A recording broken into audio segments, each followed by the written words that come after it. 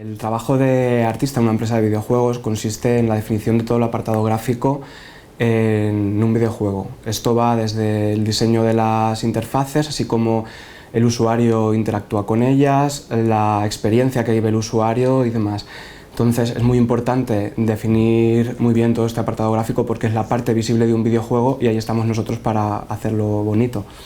El proceso que sigo al trabajar empieza por la fase de investigación y búsqueda de información, donde recojo una serie de diseños inspiratorios que van desde otros videojuegos hasta otras websites, diseñadores gráficos y demás. Cuando tengo claro la línea gráfica que quiero llevar, comienzo con la fase de bocetaje, que va pues, desde el diseño de botones, fondos, interacción, cómo el usuario va a ver, digamos, el juego y cómo va a interactuar con él.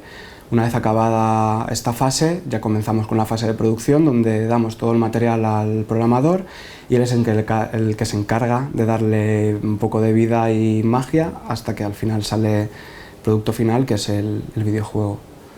Yo estudié diseño gráfico y el último año me especialicé en multimedia por todo el abanico de posibilidades que suponía que me iba a abrir, y de hecho fue así. La empresa de hoy en día no busca un diseñador gráfico de papel. Digamos que el sector de la publicidad, el sector de los videojuegos, el sector de las redes sociales está todavía en pañales y ahora es donde el diseñador gráfico tiene que intentar meter la cabeza ahí, y yo lo hice hace unos años.